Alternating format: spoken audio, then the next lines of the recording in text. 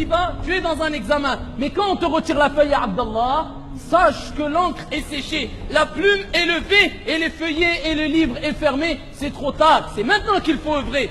Et c'est maintenant qu'il faut se réformer. C'est pas le jour où les regrets ne profiteront en rien du tout. Car ce jour-là, bien sûr, les regrets ne profiteront strictement en rien du tout.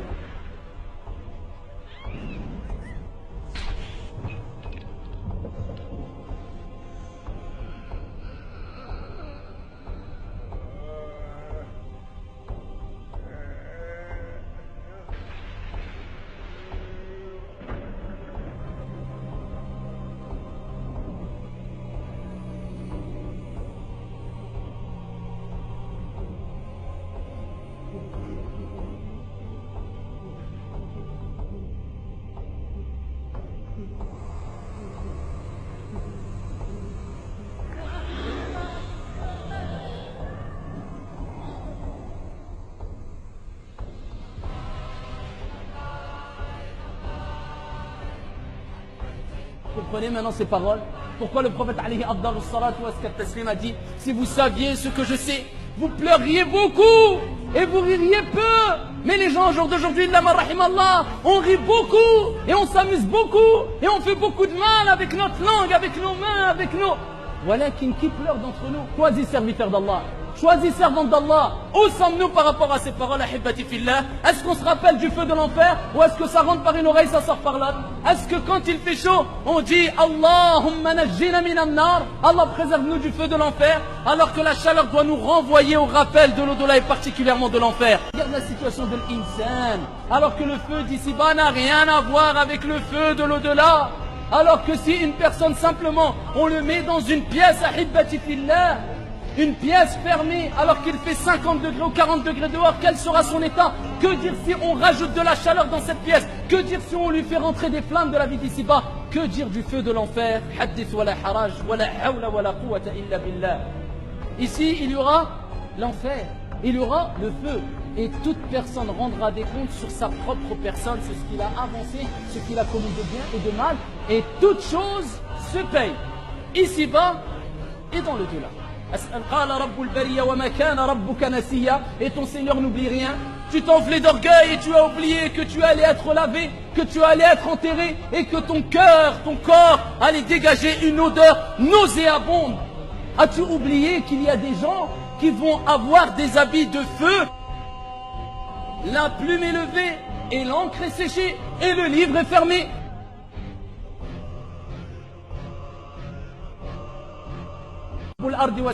Celui qui a fait le poids d'un atome de bien le verra, et celui qui a fait le poids d'un atome de mal le verra.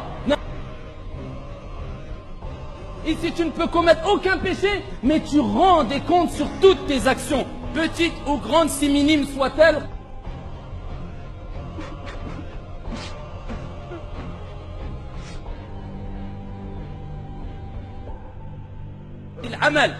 Tu récoltes les fruits, tu récoltes ce que tu as semé. Ici-bas, dans le dollar, trop tard.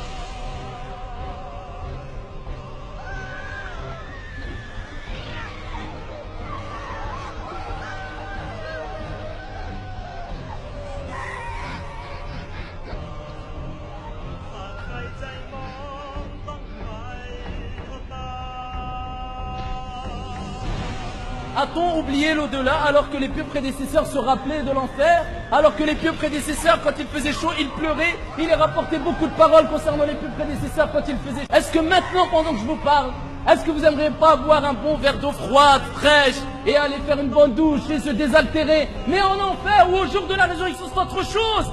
C'est un autre monde, ahibati fillah. Nous, par rapport à ces paroles, ahibati fillah, est-ce qu'on se rappelle du feu de l'enfer ou est-ce que ça rentre par une oreille, ça sort par l'autre? Rapporté par l'imam al-Bukhari, le prophète alayhi afdalus salati wa askat taslima dit, ahibati fillah, quand quelqu'un est touché par une fièvre, fabruduha bil ma'. Ici, al-humma min fayhi jahannam, car la fièvre, c'est une émanation du feu de l'enfer. Regardez, toute chaleur que tu ressens, ça te rappelle l'émanation de la chaleur de l'enfer, ça te rappelle l'enfer. C'est pour ça que le prophète alayhi sallam, il dit quelqu'un qui est touché par une fièvre, rafraîchissez-la avec de l'eau, car c'est une émanation du feu de l'enfer. Alors regarde la situation de l'insan, alors que le feu d'ici-bas n'a rien à voir avec le feu de l'au-delà. Se rappeler de l'au-delà, tu as oublié la parole du messager quand il dit l'enfer c'est plein. L'enfer c'est plein à son Seigneur. Imagine-toi ya Abdallah, et on va parler de l'enfer bi'idni rabbil ardi was sama. L'enfer c'est plein. Et elle a dit, oh mon Seigneur, ya Rab, akali ba'di ba'da. Mes bords se dévorent les uns des autres. Mes parties se dévorent les uns des autres. Et ici, elle a demandé la permission, ou Allah lui a donné la permission de souffler 2 fois. Pour ici atténuer l'intense chaleur que ressentait elle-même, l'enfer elle-même, elle ne supportait plus sa propre chaleur. Et Allah lui a donné l'autorisation de souffler 2 fois. Une fois fi shita et une fois fi sayf. Une fois en hiver et une fois en été. Et c'est pour ça que le prophète alayhi salatu wassalam a dit, voilà de quoi est due la forte chaleur que vous ressentez en été. Le temps froid, très froid, le froid intense que vous ressentez en hiver, il nous rappelle que c'est dû à quoi? Au fait que l'enfer a eu la permission de souffler 2 fois, une fois en été et une fois en hiver. Ce hadith et d'autres textes prouvent qu'en enfer, il y a des endroits différents. Il y a des endroits où il y a un froid intense et il y a des endroits où il y a une chaleur intense. Sache que le jour où l'encre sera séchée, la plume sera levée et le livre sera fermé, plus personne ne pourra t'aider. Allah dit dans le Coran al-Karim, et je termine avec ces versets coraniques, la personne, le criminel, al-mujrim, il voudra au jour de la résurrection donner comme rançon. Imagine-toi, ya Abdallah, comment Allah il parle de cette situation dans le Coran, comme rançon pour se racheter et ici pour être épargné du feu de l'enfer. Et Allah il commence par ses enfants. Allah, il dit que la personne, quand il verra l'enfer, il serait prêt à donner comme rançon pour être préservé de l'enfer. Et Arab, je donne mes enfants qu'ils aillent au feu. Mais moi, je ne veux pas. Mes enfants, ses enfants. Ensuite, Allah, il dit, et sa compagne, son épouse, ou l'épouse le mari. Ya Arab, je préfère le donner dans le feu. Voilà comment Allah a décrit les gens. Ils donneront leurs enfants. Ils donneront leurs compagnes, ils seraient prêts à donner leurs compagnes, ils seraient prêts, ensuite Allah il dit, leurs frères, les frères, et Allah prend-les, pas moi en enfer, eux oui, les frères, ils donneront leurs frères, et il dit, et même son clan, tout son clan, les gens qui se battent pour leur clan, leur tribu, même le clan, Ya Rab, prends mon clan, mais pas moi, et ensuite Allah Azza wa Jalla, il dit, et tout ce qu'il y a sur la surface de la terre, bien sûr qu'il possède, il serait prêt à tout donner, walakin c'est trop tard.